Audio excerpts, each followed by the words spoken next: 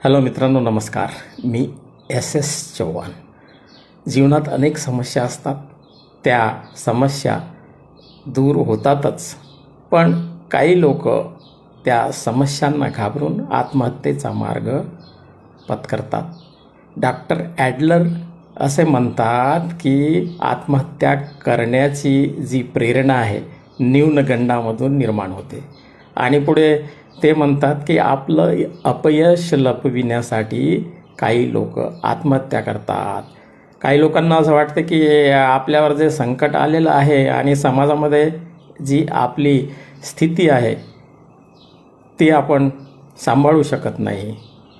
मुलामुलींचे लग्न व्हायचे आहे, आर्थिक संकट आहे, शेती पिकत नाही, म्हणून शेतकरी आत्महत्या करतो.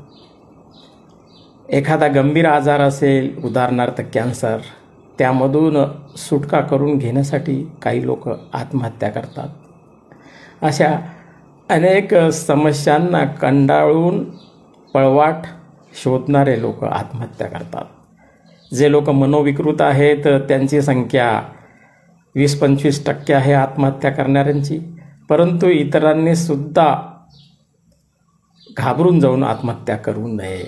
विद्यार्थी नापास झाला तर आत्महत्येच्या मागे लागण्याचा तो प्रयत्न करतो, परंतु life is challenge, face it, हे त्यांनी लक्षात ठेवायला पाहिजे. विशेष करून शेतकरी बांधवांना मला असं सांगायचं आहे की तुम्ही स्वतःच्या मुक्तीसाठी आत्महत्या करू नका. तुमच्यानंतर तुमच्या पत्नीचं काय होईल, मुलाबाळांचं काय होईल, तुम्ही तर समाप्त व्हाल, परंतु यांच्या समोरची जी समस्या आहे गंभीर निर्माण होईल. विधवा बाईला समाज बरोबर ठेवू शकत नाही, मुलाबाळांना कोण शिकवेल, ह्या सगळ्या गोष्टीचा विचार करून आत्महत्येचा विचार त्यांनी सोडून द्यावा.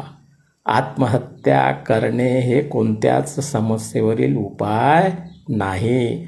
म्हणून मित्रांनो, life is challenge, face it.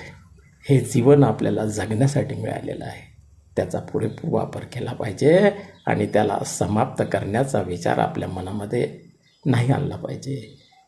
माझ्या चॅनलला सबस्क्राईब करा, लाईक करा, शेअर करा, फॉलो करा आणि आत्महत्या करण्याचा मुळीच प्रयत्न करू नका. धन्यवाद.